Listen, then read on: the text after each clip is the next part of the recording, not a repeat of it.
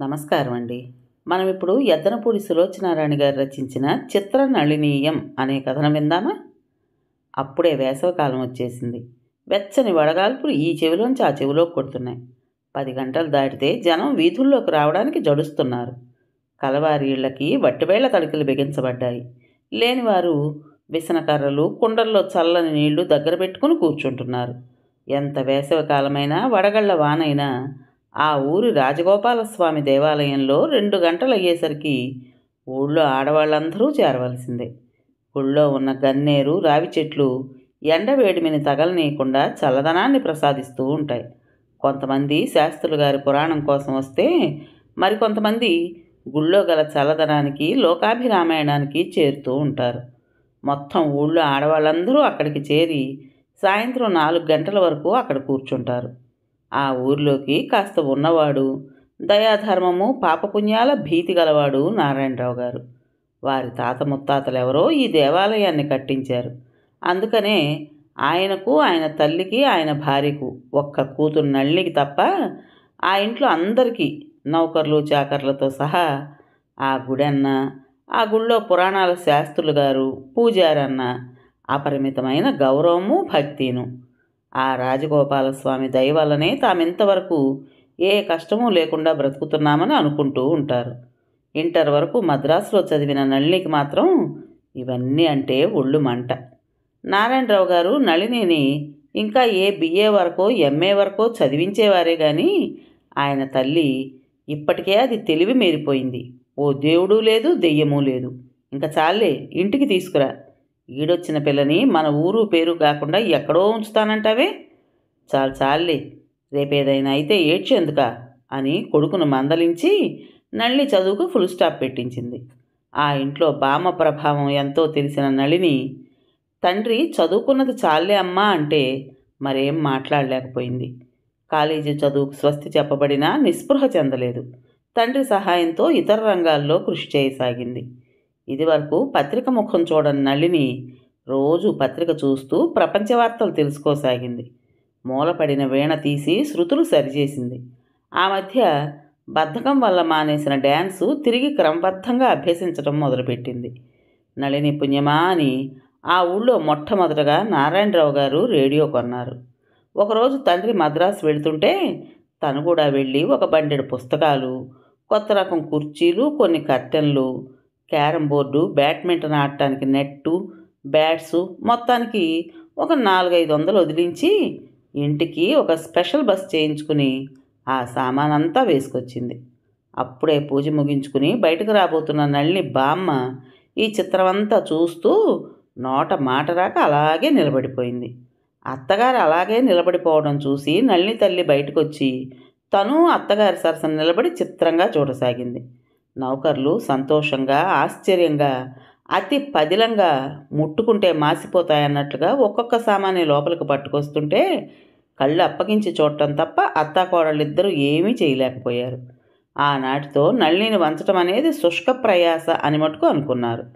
ప్రయాణపు బట్టలన్నా మార్చుకోకుండా నళిని తెచ్చిన సామానంతటినీ ఏవేవి ఎక్కడుంటే బాగుంటాయో నిర్ణయించి నౌకర్లతో సర్దివేసింది. వీధిలో వచ్చేపోయే జనాన్ని కనిపింపజేసే సింహద్వారాన్ని, నీలం పూల కర్టెన్ మూసేసి ఇక వీధిలో ఏమీ కనిపించకుండా చేసేసింది. విడిచిన బట్టలను పారేసే హాల్లో ఒక మూల రేడియో ఆక్రమించుకుంది. విడిచిన బట్టలన్నీ అందమైన ఒక బుట్టలోకి వెళ్ళిపోయాయి. రేడియోకి కొంచెం దూరంలో ఒక చక్కని టేబులు, దాని చుట్టూ కుర్చీలు నుంచున్నాయి. సర్దుతూ మధ్య మధ్య ఆగి తన పని తనే చూసుకుంటూ ప్రశ్నలు జవాబులు రెండూ తనే చెప్పుకుని ఓరకంట బామ్మ అమ్మల ఆశ్చర్యాన్ని చూసి చూడనట్లుగా నటిస్తూ నళిని తనలో తనే మురిసిపోయింది. నౌకర్లకు కూడా నళిని తన చేతి మంత్రదండంతో ఈ ఇల్లు హఠాత్తుగా మార్చివేసినట్లుగా అనిపించింది. పురాతన పద్ధతులకు తనింట్లో ఈ రోజుతో స్వస్తి చెప్పబడింది కదా అని ఇక నుంచి ఊళ్ళోకి ఎవరైనా పెద్ద మనుషులు వస్తే తనింటికి తీసుకురావచ్చని నారాయణరావు గారు ఒక్క నిట్టూర్పు విడిచి తనకు ఆ అవకాశం కల్పించిన నళినిని హృదయంలోనే ప్రశంసించుకున్నారు. దేవాలయంలో ఆ రోజు మొదటగా వచ్చిన ప్రసక్తి నళిని మీద. ఒక పక్కన కూర్చుని తన్మయత్వంతో పురాణం వింటున్న నళిని బామ్మ దగ్గరకు మునసబు గారమ్మాయి విమల వచ్చి మెల్లగా, ఏమండి, నళిని మెడ్రాస్ నుంచి ఏమేమిటి తీసుకొచ్చింది అంది. వచ్చిన పిల్లని కళ్ళెర్రజేసి ఒకసారి యగాదిగా చూసింది నళిని బామ్మ. దాంతో విమల హడలిపోయి అక్కడి నుంచి మెల్లగా జారుకుంది. తమ ఇంటికి ఎలాంటి దుస్థితి కలిగిందో దాన్ని గురించి నలుగురు ఏ విధంగా చెప్పుకుంటున్నారో ఊహించి నళిని బామ్మ ఒక బరువైన నిట్టూరు పొదిలింది. అలవాటు చొప్పున తన కష్టాన్ని రాజగోపాలునికి మనసులో వెళ్ళబోసుకుని చివరకు భక్తిపూర్వకంగా చేతులు జోడించి అంతా నీ దయస్వామి అనుకుని మళ్ళా పురాణం వినడంలో మునిగిపోయింది. నారాయణరావు గారింటి ప్రక్క శారదాంబ కారులోంచి ఏమేమి దింపారో తను చూశానని, లోపలకు కూడా వెళ్ళి అంతా చూసొచ్చానని చెప్పడంతోనే అందరూ ఆవిడ చుట్టూ ఆసక్తిగా మూగారు. ముఖ్యంగా మున్సబు గారమ్మాయి విమల, కరణం గారమ్మాయి కమల, పూజారి కూతురు అన్నపూర్ణ, శాస్త్రులు గారమ్మాయి శ్యామల. వీళ్ళకి మరీ ఆసక్తి హెచ్చింది. అదంతా ఒకసారి తాము కూడా చూస్తే ఎంత బాగుంటుందో అనిపించింది. ఒకటి ఉందమ్మా, దాన్ని ఏదో ఇట్లా తిప్పింది అంతే. శారదాంబ తర్వాత చెప్పడం మానేసి కళ్ళు పెద్దవి చేసి చూడటం మొదలుపెట్టింది. కమలకి ఉత్సాహం ఆగలేదు. అప్పుడు ఏమైంది ఆత్రంగా ప్రశ్నించింది. కాసేపటికి జగదాంబ, ఏముంది దాంట్లోంచి సంగీతం వచ్చేసింది, నిజంగా ఆశ్చర్యంగా లేదు అంది. ఆహా అంటూ అందరూ తలలూపారు. ఇంకా ఇట్లాంటివి ఎన్నో ఉన్నాయి శారదాంబ చెప్పడానికి ఉపక్రమించింది. అబ్బా, మనం ఒక్కసారి వెళ్ళొస్తే ఎంత బాగుంటుంది. విమల పట్టలేక పైకే అనుకుంది. దానికేముంది, వెళ్ళొచ్చు. నళిని ఎంతో మర్యాదగా మాట్లాడుతుంది. అంత చదువుకున్నానని కాస్తంత కూడా గర్వం లేదు. ఇంకా మనకే ఏమీ లేకపోయినా నీటు గోటు జాస్తి. శారదాంబ భావగర్భితంగా కమలను చూస్తూ అంది. గుళ్ళోంచి ఆ సాయంత్రం వెళ్ళిపోయే ముందు కమల, విమల, అన్నపూర్ణ, శ్యామల మర్నాడు ఎలాగైనా సరే తప్పకుండా నళిని దగ్గరకు వెళ్ళాలని నిశ్చయించుకున్నారు. మర్నాడు వాళ్ళు వచ్చేసరికి నళిని సోఫాలో కూర్చుని ఏదో ఇంగ్లీష్ నవల చదువుకుంటోంది. వాళ్ళని చూడగానే లేచి ఆప్యాయంగా పలకరించి లోపలికి రమ్మనమని ఆహ్వానించింది. ఎవరు ముందు మాట్లాడాలి, ఏం మాట్లాడాలి అని సతమతమవుతున్న వాళ్ళకి నళిని ఆ బాధని తొలగించి తనే ముందు చక్కగా స్నేహంగా మాట్లాడింది. ఒక అరగంట గడిచేసరికి 5గురు ఆప్తమిత్రులైనారు. తర్వాత ఎన్నో విషయాలను గురించి మాట్లాడుకున్నారు. నళిని తన ముందు కొన్ని విషయాలు చెప్పింది. తర్వాత వాళ్ళని చెప్పమని తను విన్నది. 3 గంటలు ఎలా గడిచాయో వాళ్ళకే తెలియదు. నళిని లేచి తను మెడ్రాస్ నుంచి తెచ్చిన వస్తువులన్నీ చాలా సహజంగా ప్రాణమిత్రులకు చూపించినట్లు చూపించింది. వాళ్ళు ఇంక వెళ్తామని లేవబోతుంటే ఒక్క నిమిషం ఉండమని ఇంట్లోకి వెళ్ళి షర్బత్ గ్లాసులో నింపి తీసుకొచ్చి ఇచ్చింది. మొదట మొహమాట పడ్డా చివరికి నళిని బలవంతం వల్ల నలుగురు తాగారు. అది తనే తయారు చేశానని చెప్పి వాళ్ళని ఇంకా ఆశ్చర్యపరిచింది. వాళ్ళు వెళ్తుండగా లేచి వీడ్కోలిస్తూ తప్పకుండా రోజు వస్తే తనకి వచ్చిన విద్యలన్నీ వాళ్ళకి నేర్పుతానని వాగ్దానం చేసి మర్నాడు తప్పకుండా వస్తామని వాళ్ళ చేత ఒట్టు వేయించుకుని మరీ వదిలింది. వాళ్ళు వెళ్ళిపోయిన తర్వాత నళిని చూస్తూ అక్కడే నిలబడిపోయింది. తను మొదట చదువు మానేసిన రోజుల్లో కాలం ఎలా గడపాలో తెలియక తనని తను తిట్టుకుని ఇంట్లో వాళ్ళని మనసులో తిట్టిపోసేది. తన అవస్థంతా కలం స్నేహితురాలు చిత్రకి తెలియజేసుకునేది. చిత్రకి నళినికి 2 సంవత్సరాల నుంచి కలం స్నేహం సాగుతోంది. నళిని ఇంటర్లో చేరిన కొత్తలో విశాఖపట్నం నుంచి ఒక తెలియని అపరిచితురాల దగ్గర నుంచి ఉత్తరం వచ్చింది. అందులో 3 ముక్కలు ముక్తసరిగా ఉన్నాయి. అవి, నీ స్నేహాన్ని వాంఛిస్తున్నాను, అంగీకరిస్తావా? అంగీకరిస్తే ఈ క్రింది అడ్రస్కు వ్రాయి. అడ్రస్లో కుమారి చిత్ర అని ఉంటే పేరు చిత్ర అని తెలుసుకుంది. నీ గురించి నాకేమీ తెలీదు. కలం స్నేహం విచిత్రంగా సాగుతున్న రోజుల్లో మగవాళ్ళు కూడా ఆడవారి పేర్లు పెట్టుకుంటున్నారు. పేరును బట్టి స్త్రీయో పురుషుడో నిర్ణయించడం కష్టంగా ఉంది. నువ్వేం చేస్తుంటావో కూడా నాకు తెలియదు. ఇలాంటి పరిస్థితుల్లో మన స్నేహలత ఎలా ముందుకు ప్రాకుతుంది? నళిని అనుమానంగా వ్రాసింది. దానికి వెంటనే జవాబు వచ్చింది. నేనెవరినైనా నీకు పర్వాలేదు. ఆడపిల్లనైనా మగపిల్లవాడినైనా నీకొచ్చే ప్రమాదం లేదు. పోనీ కలం స్నేహం బాగా పిచ్చిగా ఉన్న ఈ రోజుల్లో మూలనున్న ఒక ముసలమ్మకు ఈ ఉత్సాహం పుట్టిందనుకో. మనకి కావలసిందల్లా నీలో నాలో ఉన్న ఉన్నతాభిప్రాయాలు, ఆశయాలు అవి కలవటమును. నిజానికి నీ గురించి నాకేం తెలుసు? నాకేమీ తెలీదు. అయినా నీ స్నేహం వాంఛిస్తున్నాను, అంగీకరిస్తావని ఆశిస్తున్నాను. దానికి నళిని వ్రాసిన సమాధానం, ఎలా? నన్ను గురించి నీకేమీ తెలియదంటే ఎలా నమ్ముతాను?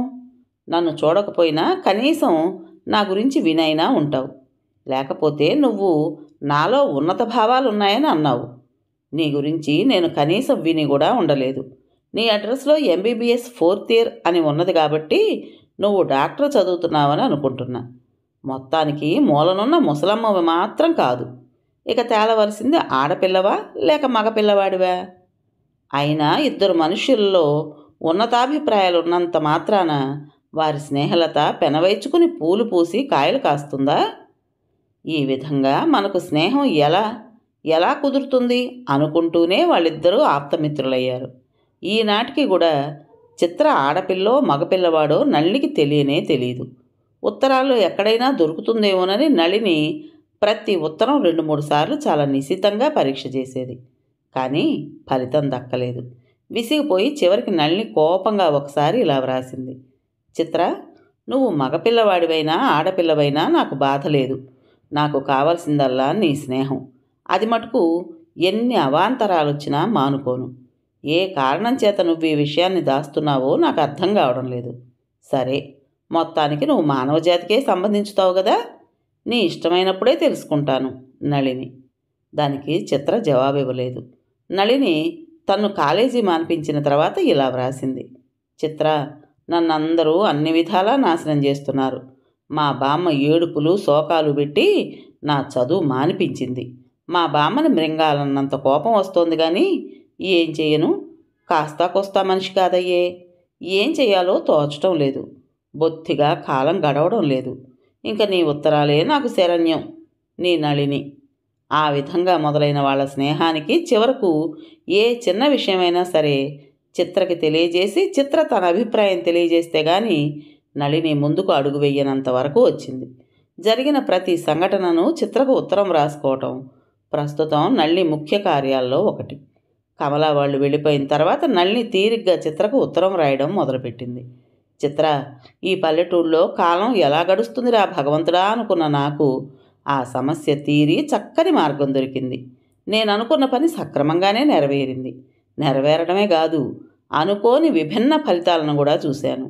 ఈరోజు మధ్యాహ్నం ఈ ఊళ్ళో పిల్లలు వచ్చారు. నిజంగా వాళ్ళు ఎంత మంచివాళ్ళు అనుకున్నావు. ఉత్త నిష్కల్మష హృదయులు. రోజు పాపం ఇంట్లో ఏం తోచక వాళ్ళ నాయనమ్మలతో గుళ్ళో చేరతారట. అక్కడ వీళ్ళు మాత్రం వేరుగా జట్టుగా కూర్చుని ఏ సినిమాను గురించో లేకపోతే ఊళ్ళో అమ్మలక్కలను గురించో కబుర్లు చెప్పుకుంటారు. వీళ్ళు నలుగురు సరిగ్గా నాయుడు వాళ్లే. పాపం అవకాశాలు లేక నిజంగా ఈ రోజుల్లో వాళ్ళు ఎంతమంది పాడైపోతున్నారో. రోజు నా దగ్గరకు అమ్మనమని చెప్పాను. ఏదో నాకు వచ్చిన సంగీతం చదువు వాళ్ళకి నేర్పాలని నాకు మహా ఆసక్తిగా ఉంది. వాళ్ళు చాలా మంచివాళ్ళు. నాతో చక్కగా కలిసిపోతారు. నిజంగా ఇక నీకు ఉత్తరాలు రాసే టైం కూడా నాకుండదు. నాకు ఇలాంటి ప్రణాళిక తయారు చేసి ఇచ్చి ప్రతి ఉత్తరంలోనూ నన్ను హెచ్చరించి నాలోని ఆసక్తిని మేల్కొలిపినందుకు నీకెలా కృతజ్ఞతలు చెప్పాలో నాకు తెలియడంలే. నువ్వు ఈసారి వేసవి కాలంలో మా ఊరు రాకూడదు? చిత్ర, ఇదంతా చూసి మా బామ్మ ఇంట్లో చిందులు తొక్కుతోంది. ఇవాళ రాజగోపాలస్వామికి 10 కొబ్బరికాయలు ఎక్కువ కొట్టింది నా మెదడులో తొలుస్తున్న పురుగును తొలగించి వేయమని ప్రార్థిస్తూ. అబ్బో, అప్పుడే 6 దాటుతోంది. ఇంక స్నానం చేసి వీణ వాయించుకోవాలి. ప్రతి ఉత్తరంలో వీణ బాగా అభ్యాసం చేయమని వ్రాస్తున్నావెందుకు? నీకు సంగీతం అంటే అంత ఇష్టమా? డ్యాన్స్ చేయడానికి మా ఇంట్లో ఎక్కువ అవకాశాలు లేవు చిత్ర. డ్యాన్స్ చేస్తుంటే ఏమిటా గంతులు నువ్వును అని బామ్మ సాధించి వేస్తోంది. ఈ బామ్మ సాధింపు పడలేను బాబు. ఆ టైం కూడా సంగీతానికి వినియోగించుకోమంటుంది బామ్మ. ఇంతకంటే విశేషాలు లేవు. నళిని. దానికి చిత్ర నుండి కాస్త వ్యతిరేక ధోరణిలో జవాబు వచ్చింది. నళిని, వాళ్ళు నువ్వు అనుకున్నంత మంచివాళ్ళు కాకపోవచ్చు. బహుశా కొత్త మురిపెం కూడా కావచ్చు. కాస్త జాగ్రత్తగా మెలగడమే మంచిది. ఏదైనా నీకు మొత్తానికి కాలక్షేపానికి మంచి అవకాశం. మీ బామ్మను అడిగానని చెప్పు. ఎప్పటికైనా ఆవిడ చల్లని చూపు నా మీద కూడా పడుతుందని ఆశిస్తున్నాను. నీ చిత్ర. మర్నాడు 2 గంటలు దాటేసరికి నలుగురు వచ్చారు. నళిని ఆనందోత్సాహంతో ఆహ్వానించింది. ఒక టైం టేబుల్ తయారు చేసుకున్నారు. మొదటి అరగంట చదువు, రెండో అరగంట సంగీతం, మూడవ అరగంట నాట్యం, నాలుగవ అరగంట ఆటలు. ఆ రోజు వారు వెళ్ళిపోయిన తర్వాత తనలో ఒక విధమైన ఆకర్షణ ఉందని, దాని మూలంగానే వీళ్ళు తన దగ్గరకు వస్తున్నారని అనుకుంది. కానీ నళిని ఈ అభిప్రాయాన్ని త్వరలోనే మార్చుకోవాల్సి వచ్చింది. మొదటి వారం రోజులు నళిని చెప్పింది ఒక్క అక్షరం కూడా తూచా తప్పకుండా చేశారు. తర్వాత ఒక రోజున కమల, నాకు నాట్యం ఆటలు వద్దు, ఆ కాలం కూడా చదువుకు ఉపయోగిస్తానంది. నళిని ఎన్నో విధాలు చెప్పి చూసింది, కానీ కమల వినలేదు. ఇంకా పైగా మా అన్నయ్య నన్ను అలా చేయమని వ్రాశాడు, అన్నయ్య మాట నాకు కూడా సబబుగానే తోస్తోంది అన్నది. ఏ అన్నయ్య? మహలవుద్దన్నయ్య. నళిని కోపం పట్టలేక పైకి కక్కేసింది. ఆ సమయంలో తెలియని కమల అన్నయ్య మీద నళినికి వచ్చిన కోపం అంతా ఇంతా కాదు. ఎన్ని చెప్పినా వినకపోవటం వల్ల ఇక గత్యంతరం లేక నళిని తనే తగ్గింది. ఆ తర్వాత మూడో రోజున విమల, నేను ఆ పాట్ డ్యాన్స్ చేయలేను బాబు అని కూర్చుని ఊరుకుంది.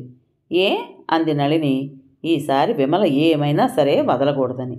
అబ్బే ఏం లేదు, నిన్న కాలు కొంచెం నొప్పి చేసింది, అయినా నీకు మళ్ళీ ఆ కాళ్ళు కళ్ళు చేతులు తిప్పడం నాకు చేత కాదు, చచ్చే ఆయాసం వస్తోంది. విమల తాపీగా ఒక పుస్తకం తీసుకుని చదువుకోవడం మొదలుపెట్టింది. వచ్చిన కోపం తమాయించుకుని నళిని నెమ్మదిగా చెప్పడం మొదలుపెట్టింది. ఇదిగో, నాట్యం చేయడం వల్ల శరీరానికి ఎంత వ్యాయామమో తెలుసా? మగవాళ్లకు దండీలు బస్కీలు ఉంటాయి, ఆడవాళ్ళకి ఈ నాట్యం ఒక విధంగా మన శరీరాన్ని పోషించుకుంటూ మరో విధంగా కళని పోషించడం జరుగుతుంది. చూడు, నేనెంత తేలిగ్గా వెనక్కు వాళ్తానో, అట్లా మీరిప్పుడు రాగలరా? ప్రయత్నం చేస్తే ఎవరికైనా ఫలితం దక్కుతుంది. నాకసలు ఆ నాట్యం అంటేనే మంట. పైగా పైరగాలికి పల్లెటూరి వాతావరణానికి పెరిగిన ఈ శరీరం అలాంటివి భరించలేదు.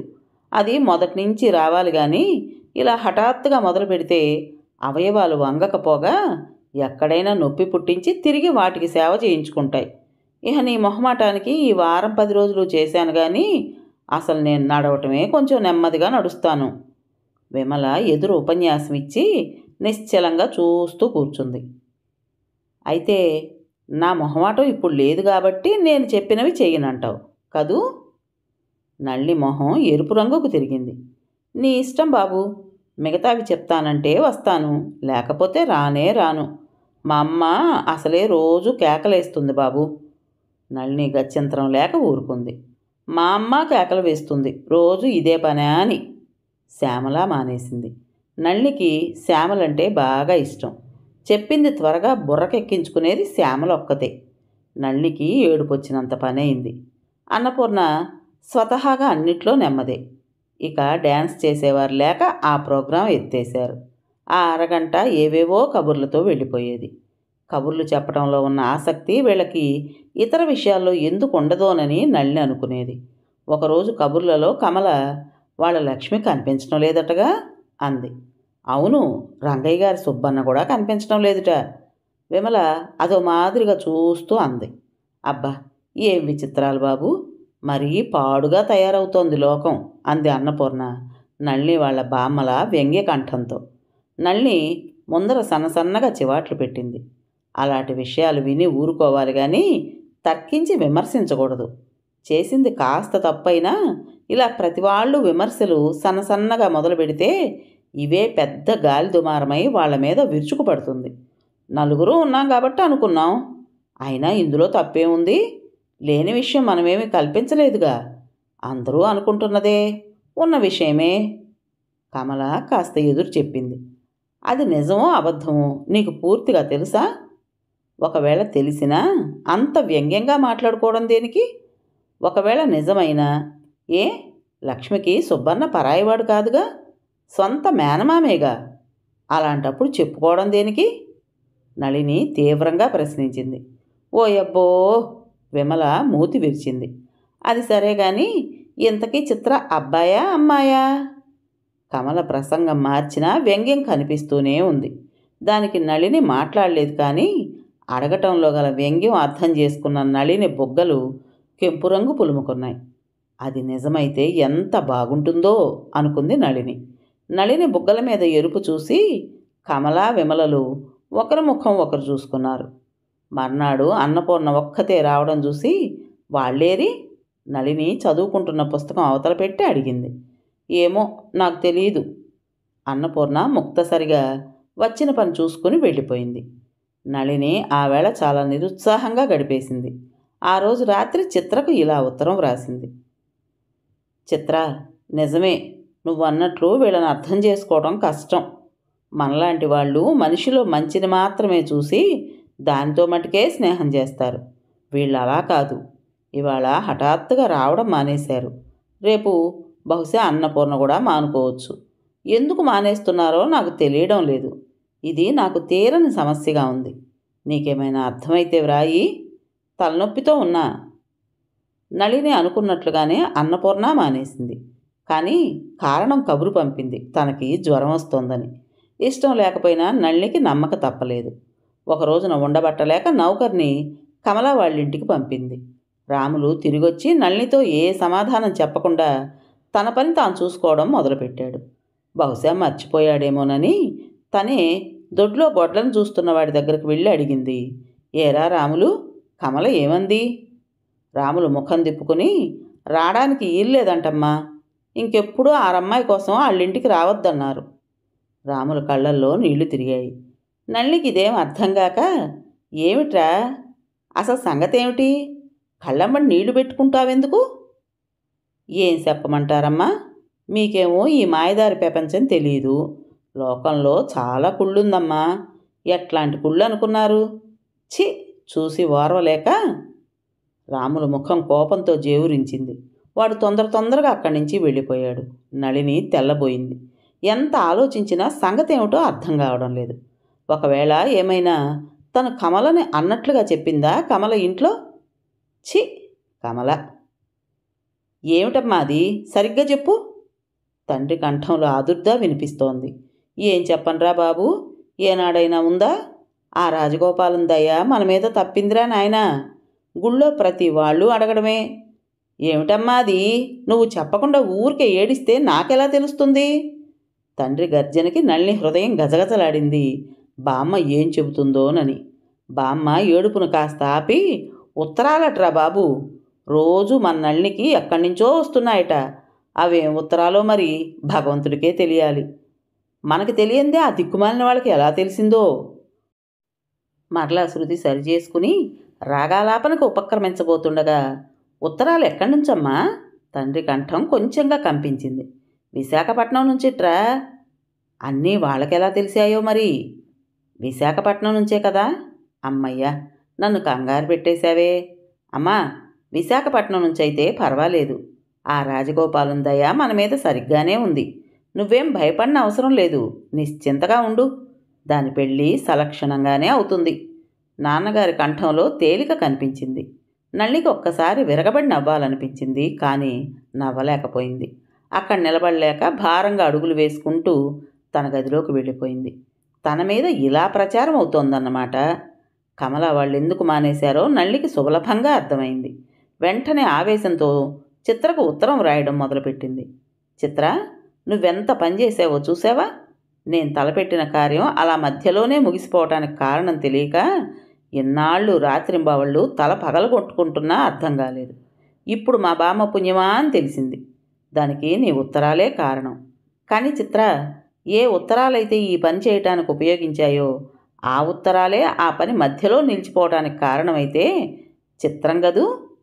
ఈ వార్త వింటుంటే అందరిలో నిలబడి అసలు ఆ ఉత్తరాలే ఈ పని మొదలు పెట్టడానికి కారణమని గొంతు చించుకుని అరవాలనిపిస్తోంది. ఇంత గ్రంథం జరుగుతున్నా చివరికి నువ్వు మగపిల్లవాడివో ఆడపిల్లవో నాకు ఈ క్షణం వరకు నిజంగానే తెలీదు. నాకింకా పెళ్లి కాదని మా బామ్మ దిగులు పెట్టుకుంది. మా నాన్నగారు నువ్వు ఆడపిల్లవనే అనుకుంటున్నారు. ఆడపిల్లవైతే ఒకసారి తప్పకుండా ఇక్కడికి రా. మరి మగపిల్లవాడివైతే? ఏమో చెప్పలేను. నాకప్పుడు ఏం చేయాలో తెలియదు. వెంటనే ఉత్తరం రాయి. నీ మూలంగా ఇక్కడ నేను అపఖ్యాతి పాలవుతున్నా. ఇందులో సగం నువ్వు కూడా పంచుకోవాలి. బాధ్యత గుర్తిస్తే వెంటనే బయలుదేరిరా. ఇంతకంటే నేనిప్పుడు వ్రాయలేను. నీలో విశాల భావాలు, నా యందు ఉన్న ఆత్మీయత చూపించడానికి ఇదే సమయం. నీకోసం ఎదురు చూస్తున్నా, నీ నళిని. దానికి వెంటనే జవాబొచ్చింది. నళిని గుండె గుబగుబలాడింది. అనుకోకుండానే ఎందుకో బుగ్గలు గులాబీ మొగ్గలయ్యాయి. ఉత్తరం తీసుకుని గదిలోకి పరిగెత్తి మంచం మీద వాలి చదువుకోవడం మొదలుపెట్టింది. నా నళిని. ప్రతిసారి ప్రియమైన నళిని అనే చిత్ర ఈసారి నా నళిని అంటుందే అనుకుంటున్నావా? దానికి కారణం నీ దగ్గరకు వచ్చినప్పుడు చెప్తాను. జ్ఞాపకం ఉంచుకుని అడుగు. నీతో నేను స్నేహం మొదలుపెట్టే రోజున మన స్నేహం ఇలా నీ మీద విరుచుకుపడుతుందని, దాంతో నీ భవిష్యత్తు నాశనమవుతుందని, మీ బామ్మ తారాస్థాయిలో శోకాలు తీస్తుందని కలలో కూడా అనుకోలేదు. కానీ అంతా విధి విలాసం. నీలో కార్యశూరత ఉంది, కానీ దాన్ని నీకు నువ్వే మేలుకొలుపుకోలేవు. ఈ సెలవుల్లో మీ ఊరు తప్పకుండా వస్తాను. కానీ మీ బామ్మ రానిస్తుందా?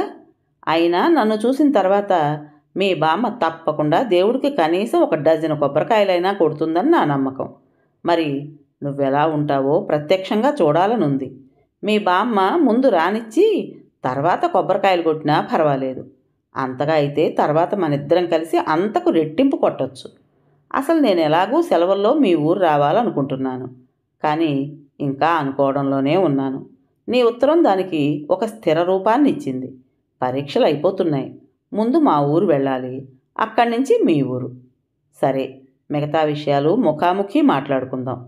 పరీక్షలకు నీ ఆజ్ఞానుసారం బాగానే చదువుతున్నాను. ఇంతే, ఇక చదువుకోవద్దు మరి. సరే, నేను వచ్చినప్పుడు రంభలాగా డ్యాన్స్ చేసి మీ బామ్మ చూడకుండా సరస్వతిలాగా వీణ వాయించాలి. దీనిని మీ బామ్మ చూసేటట్లుగానే. అలాగని ముందర మాటిస్తేనే వస్తాను. చిత్ర. నళిని ఉత్తరాన్ని 2-3 సార్లు చదివి తనలో తను తర్కించుకుంది. కానీ కొన్ని విషయాలు మగపిల్లవాడని నిరూపిస్తే మరికొన్ని ఆడపిల్ల అని ఖండితంగా చెప్తున్నాయి. నళిని దానికి జవాబు ఇలా వ్రాసింది. చిత్ర, నిన్ను చూడగానే మా బామ్మ తప్పకుండా కొబ్బరికాయలు కొడుతుంది అంటున్నావు కాబట్టి బహుశా నువ్వు ఆడపిల్లవనే నమ్ముతున్నాను. మగవాళ్ళకి ఇంత ఆటపాటల యందు ఆసక్తి ఉండదు. నీకోసం ఎల్లవేళలా మా తలుపులు తెరిచే ఉంటాయి. సెలవులు ఇవ్వగానే మీ ఊరు కూడా వద్దు, సరాసరి మా ఊరు వచ్చేసేయి. మరీ అడుగుతున్నాను. వచ్చే ముందు ఒక చిన్న ఫోటో పంపవు? తప్పకుండా ఫోటో పంపిస్తావని ఆశిస్తున్నాను. నీకోసం ఎదురు చూసే నీ నళిని. 3వ రోజు టపాలో ఉత్తరం, ఫోటో 2 వచ్చాయి. కానీ ఫోటో కవర్ చేసి దానిపైన ఉత్తరం చదివి ఫోటో చూడు అని ఇంగ్లీష్లో ఉంది. నళిని గబగబా ఉత్తరం తీసింది. నళిని, అసాధ్యమైన కోరికలు కోరుతున్నావు. సరే, ఫోటో పంపుతున్నాను. నీ ఉత్తరాల పోకడు చూస్తుంటే ఏవో చాలా ఆశలు పెట్టుకున్నట్లుగా తోస్తోంది. నీ కోరిక చూస్తుంటే మీరరానిదిగా ఉంది. నన్ను అన్ని విధాలా బంధించుతున్నావు. ఇది నాకున్న ఒక్క ఫోటో. ఈసారి మంచిది పంపుతాను. ఒకసారి మల్లెపూల జడ వేసుకుంటే వెనక నుంచి మామయ్య తీశారు. నీ చిత్ర. ఫోటో చూడక్కర్లేదనుకుంటూనే తీసి చూసింది. నళిని ఆలోచన శిఖరాల నుండి ఒక్కసారి క్రిందికి దొర్లిపోయి ఫోటో వంక అలా శూన్యంగా చూస్తూ ఉండిపోయింది. ఫోటోలో ముఖం కనిపించడం లేదు. జడ, పూలు, ఏదో గళ్ళ జాకెట్టు కనిపిస్తున్నాయి. అనుకోకుండా నళిని హృదయంలోంచి బరువుగా ఒక్క నిట్టూర్పు బయటకొచ్చింది. అందులోని చిత్రం అంటే తనకున్న కల్పనాభావం ఆనాటితో కరిగిపోయినట్లు అనిపించింది. గుండెలనెవరో బలవంతంగా నొక్కుతున్నట్లు ఒక విధమైన బాధ బయలుదేరింది. చిత్ర చిత్రంగానే ప్రవర్తించింది. తను ఆడపిల్లన్న సంగతి 2 సంవత్సరాల క్రితమే తెలియజేస్తే ఎంత బాగుండేది. ఏమీ లేకుండానే ఈ ఊళ్ళో తనెంత అపవాదు మోస్తోంది. చిత్ర ఎవరో తెలియకముందు ఆ అపవాదులో ఒక విధమైన మాధుర్యం ఉండేది. ఇప్పుడు అది లేదు. నిజంగా చిత్ర ఎవరో తనకు తెలియకుండా ఉంటేనే బాగుండేది. తెలిసినా చిత్ర ఆడపిల్ల కాకపోతే తను సంతోషించేదేమో. నళినికి ఈ ఊళ్ళో వాళ్ళందరినీ పిలిచి చిత్రని చూపించాలనిపించింది. కానీ వాళ్ళు నమ్ముతారా? తాము అంటున్నాం కాబట్టి ఎవరో అమ్మాయిని తీసుకొచ్చింది అనుకుంటారు. చిత్ర మీద మొదటిసారిగా నళినికి అంతులేని కోపం వచ్చింది. కాగితం తీసుకుని గబగబా ఉత్తరం వ్రాయడం మొదలుపెట్టింది. నీ పేరుకు తగ్గట్లు చిత్రంగానే ప్రవర్తించావు. ఫోటో చూశాను, చాలా సంతోషించాను. ఏమీ లేకుండానే, ఎవరి ప్రమేయం సంబంధం నాకు లేకుండానే ఈ ఊళ్ళో నా పేరుకు మసిపూసుకున్నాను. ప్రతి ఉత్తరంలో నువ్వు కావాలని నాలో అనుమానాలను రేకెత్తించుంటావు. నువ్వు మగపిల్లవాడివిగా ఊహించుకునేందుకు నాకు ఎన్నో అవకాశాలను చిత్రించావు. చివరకు నా ఉత్తరం చూసి బహుశా నీలో నువ్వు చిరునవ్వు నవ్వుకుంటావు అనుకుంటాను. అది నా ఉద్దేశంలో చిరునవ్వు కాదు, పైశాచికపు నవ్వు. నీకు ఆనందాన్ని ఇస్తోంది కదూ? అది మామూలు ఆనందం కాదు. అందులో ఒక విధమైన రాక్షసత్వం ఉంది.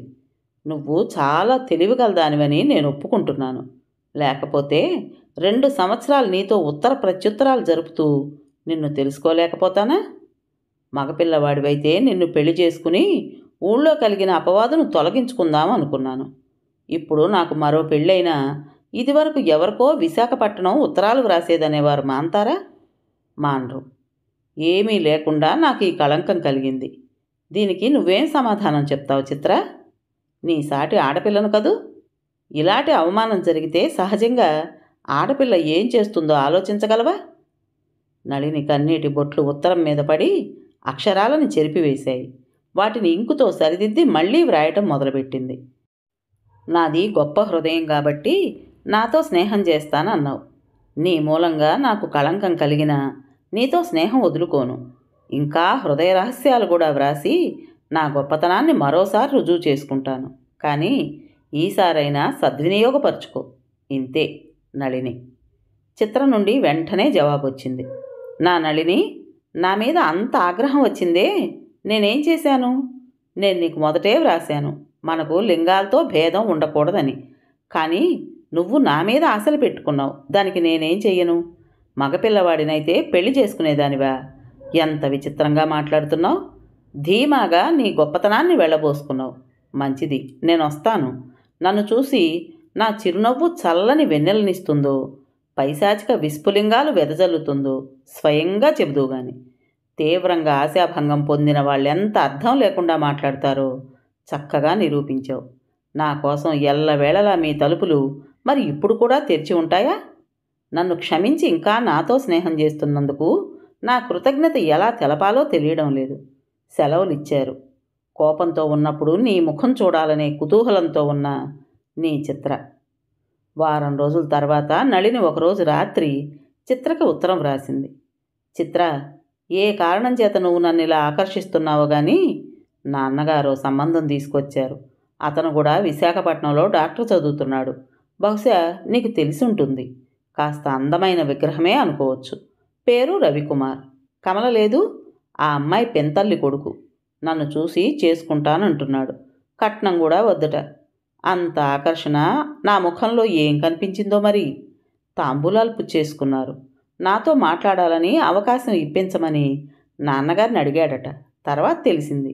నేను రోజు సాయంత్రం పూట సన్నజాజి పూల కోసం మా తోటలోకి వెళ్తాను. నిన్న కూడా అలాగే వెళ్ళాను. అక్కడికొచ్చి అతను కూడా ఉన్నాడు. నేను వెనక్కి తిరిగి గబగబా వచ్చేయబోతుంటే మీతో మాట్లాడాలని వచ్చాను, వెళ్ళిపోకండి అన్నాడు ప్రాధేయపూర్వకంగా. నేను ఆగిపోయాను. సన్నజాజి పందిరికి నేను ఈ చివర, అతను ఆ చివర నుంచునున్నాం. నన్ను చేసుకోవటం ఇష్టమనే అనుకుంటున్నాను. అతను సన్నజాజి మొగ్గని మృదువుగా గిల్లుతూ అన్నాడు. నేను మాట్లాడలేదు. నిస్సంకోచంగా అతని వంక చూస్తున్నాను. అసలే నాకు ఈ జన్మలో పెళ్లి కాదని శోకాలు పెడుతున్న మా బామ్మ ఇతన్ని చూస్తే రాజగోపాలస్వామికి ఎన్ని కొబ్బరికాయలు కొడుతుందో అని అంచనా వేస్తుండగా, చెప్పండి, మరేం పర్వాలేదు, సందేహించకండి లాలిస్తున్నట్లుగా అన్నాడతను. నేను అక్కడి నుంచోలేక ఇంట్లోకి పారిపోయి వచ్చాను. ఎందుకు? సిగ్గుపడి కాదు చిత్ర, గుండెల్ని పిండే బాధతో. నా వ్యధిత హృదయం అతనికి కనిపిస్తే మరో విధంగా అర్థం చేసుకుంటాడని పారిపోయి వచ్చాను. లోతుల్ని కొలిచే అతని కళ్ళకి అందనిదంటూ ఉండదనిపించింది. నా బాధ ఎందుకో తెలుసా చిత్ర? నీకోసం. అతని అందాన్ని, ధీరత్వాన్ని నాకింత సన్నిహితంగా ఉన్న నీలో ఆశించాను. కానీ అవి నీలో నాకు అందలేదు. పరాయి పురుషుడి రూపంలో అందుతున్నాయి. అందం, ఆనందం దొరికిన చోట మనసు, మమత నాకు లభించలేదు. లగ్నాలు కూడా నిశ్చయించారు. 13వ తారీఖున నా వివాహం జరుగుతుంది. అప్పటికి నీకు సెలవులిచ్చి చాలా రోజులవుతుంది. ఈ వివాహానికి తప్పకుండా రా. నీలోని గుణాలు ఎలాంటి వ్యక్తిలో ఆశించానో తెలుసుకుందో గాని. నీ నళిని. వారం, తిథి బాగాలేవని 3 రోజుల ముందరే నళిని బామ్మ నళినిని పెళ్లి కూతురు చేయించింది. పెళ్లి సలక్షణంగా కావాలని పెళ్లి కూతురు చేత ముందర ఇంట్లో, తర్వాత గుళ్ళోనూ మొత్తం ఓ 50 కొబ్బరికాయలు రాజగోపాలస్వామికి ముట్టాయి. నళిని చిత్ర కోసం ఎదురు చూస్తుంటే కాస్త ఆలస్యంగా చిత్ర నుండి ఉత్తరం మాత్రమే వచ్చింది. ఇల్లంతా చుట్టాలు, స్నేహితులు, అంతా నానా హడావిడిగా ఉంది. కమల మళ్ళా రాకపోకలు సాగించింది. పెళ్లి పందిట్లో నళిని చిత్ర ఫోటో చూపించి అందరికీ ఈ అమ్మాయే విశాఖపట్నం నుంచి ఉత్తరాలు వ్రాసేది అంది. అంతకుముందు నళిని మీద అభాండాలు వేసిన వారందరూ ముఖాలు పక్కకు తిప్పుకున్నారు, ఫోటో చూడటానికి ఇష్టం లేక. కమలకి కొంచెం ఉపన్యాసం ఇవ్వాలనుకుంది నళిని. కానీ తీరా చూస్తే కమల అక్కడ కనిపించలేదు. ఇంతలో చిత్ర నుండి ఉత్తరం వచ్చింది. తన గదిలోకి పోయిన నళిని చదువుకోసాగింది. ప్రియాతి ప్రియమైన నా నళిని, బహుశా నీకిది నా ఆఖరి ఉత్తరం అనుకుంటాను. నీ పెళ్లికి రావడం వీలుగాదేమో, కానీ సాధ్యమైనంత వరకు రావడానికి ప్రయత్నం చేస్తాను. ఇప్పుడు సరాసరి మా ఊరు వెళ్ళిపోతున్నాను. ప్రస్తుత పరిస్థితులలో అడ్రస్ నీకు ఇవ్వలేను, అందుకు క్షమిస్తావనే ఆశిస్తాను. తిరిగి తొందరలో నా అడ్రస్ ఇస్తూ ఉత్తరం వ్రాస్తాను. రవిని గురించి విన్నాను కానీ చూడలేదు. అందగాడని నా స్నేహితులు అంటుంటే విన్నాను. కానీ నీకు భర్తగా లభించుతున్న అతని అదృష్టం మటుకు సాటి లేనిదని నా అభిప్రాయం. నాకు మెయిల్కి టైం అవుతోంది.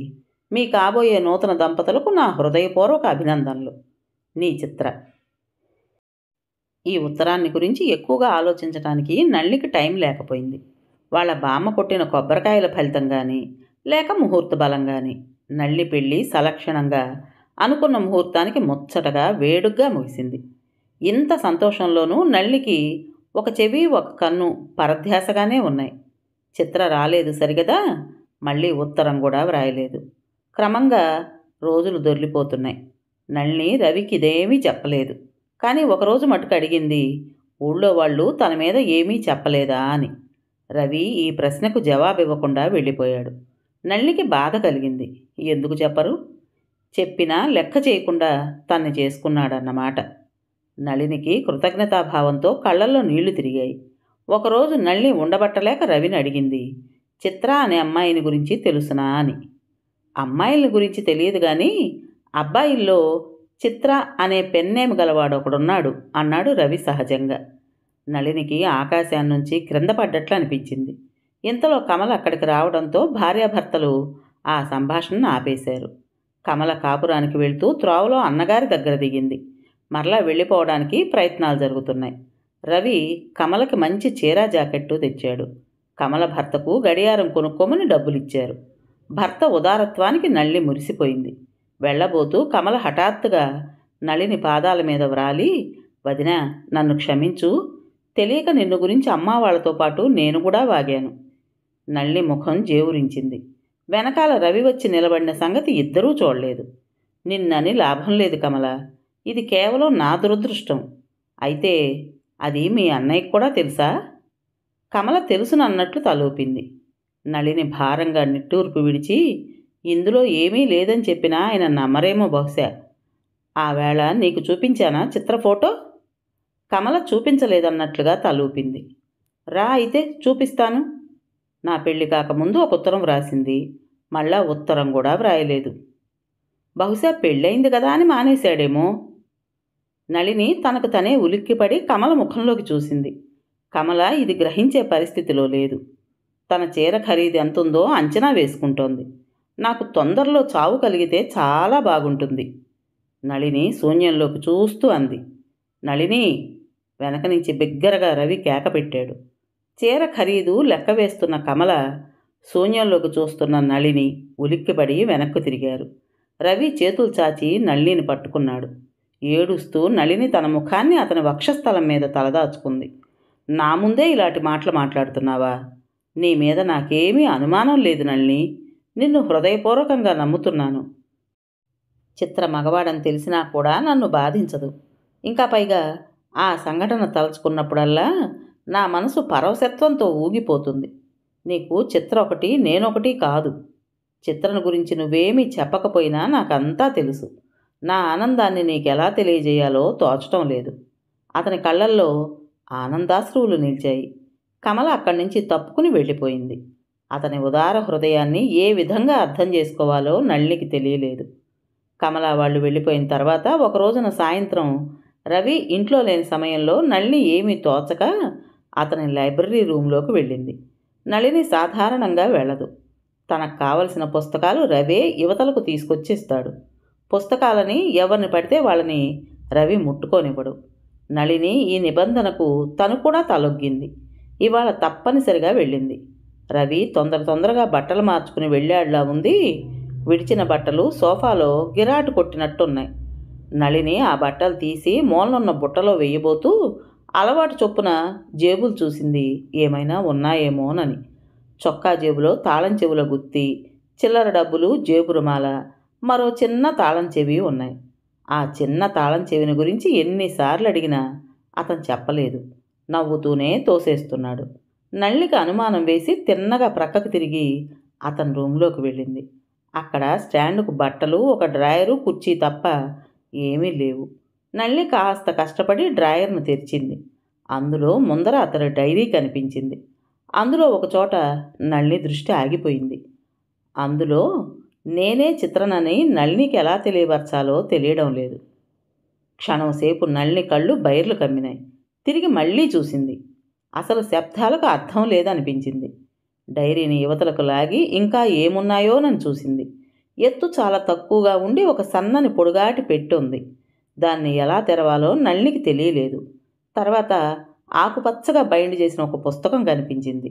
దాని లోపలి పేజీ మీద రవికుమార్ అని అందంగా పెయింట్ చేయబడి, క్రింద గోల్డెన్ రంగుతో పెన్నేమ్ చిత్ర అని గోల్డెన్ పెయింట్ చేయబడి ఉంది.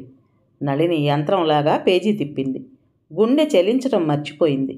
తను మొదట చిత్రకి వ్రాసిన ఉత్తరం అందులో జాగ్రత్తగా పిన్ చేయబడి ఉంది. ఇంతలో వెనక నుంచి హచ్ అని తుమ్ము వినిపించింది. నళిని ఉలిక్కిపడి వెనక్కు తిరిగి చూసింది. రవి నుంచునున్నాడు. అతని కళ్ళు ఒక విధమైన కాంతితో మెరుస్తున్నాయి. దగ్గరకొచ్చి కందగడ్డలాగా అయిన నళిని ముఖం చూసి, ఎందుకలా సిగ్గుపడతావు? దొంగను పట్టుకోబోయి దొంగవైనావనా? నా బరువును దింపావు.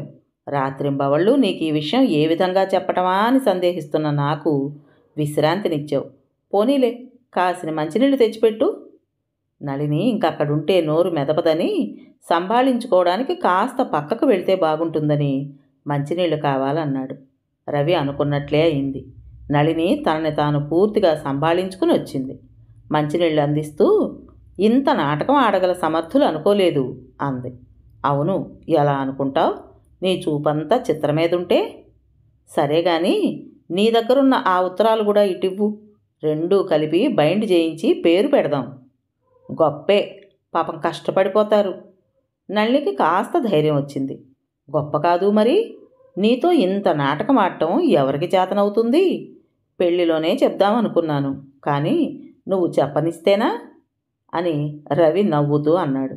నళినికి ఉత్తరంలో మాటలు జ్ఞాపకం వచ్చాయి. నన్ను చూసి నిర్ణయించుకుందో గాని నా నవ్వు వెన్నెలలు వెదజల్లుతుందో లేక పైశాచికపు విస్ఫులింగాలు రాలుతాయో. ఎంత ధీమాగా రాసుకున్నాడో. మరి నాకు మీరు పంపిన ఫోటో? సందేహం దాచుకోలేకపోయింది నళిని. అది మా కమలది. దానికి చూపించలేదుగా, అందుకని రంగు బయటపడలా. ఒకసారి నేనే ఆ ఫోటో తీశాను. తర్వాత అది పంపడానికి వీలుగాక నా దగ్గరే ఉండిపోయింది. ముందర నిన్ను ఏడిపించి తర్వాత నా ఫోటో పంపుదాం అనుకున్నా కానీ పరిస్థితి విషమించటం వల్ల నోరు మూసుకొని ఊరుకున్నాను. నేనే నీ వాడిని అవుతున్నప్పుడు ఇంక ఫోటో ఎందుకని సరిపెట్టుకున్నాను. ఆ వేళ మీ తోటలో చెప్పాలని ప్రయత్నం చేశాను కానీ నువ్వు చెప్పనీయలేదు. ఎంత గొప్పవారండి. నళిని హృదయకుహరం నుండి ఒక నిట్టూర్పు బయటకొచ్చింది. నేనేం గొప్పవాడిని, నువ్వు గాని? సర్లే, నా ఉత్తరాలిటికి రవి ఎత్తి పొడుపుగా అన్నాడు. నళిని పెదవుల మీద చిరునవ్వు కదిలింది. ఏం పేరు పెడతారు? నువ్వు చెప్పు మరి. రవి నళిని కళ్ళల్లోకి సూటిగా చూస్తూ అడిగాడు. ఏమో నాకు తెలీదు. నళిని అక్కడి నుంచి పారిపోబోయింది. ఆగాగు. రవి నళిని జడపుచ్చుకుని, చిత్ర నళినీయం తెలుసా అన్నాడు. మనసులో తెరలు విడిపోయినట్లు ఇద్దరూ హాయిగా నవ్వుకున్నారు. కథ పేరు చిత్ర నళినీయం. రచించిన వారు ఎద్దనపూడి సులోచనారాణి గారు. విన్నారు కదండి. మరి ఈ కథ మీకు నచ్చిందా? నచ్చినట్టయితే లైక్ చేసి మరో నలుగురికి షేర్ చేయండి.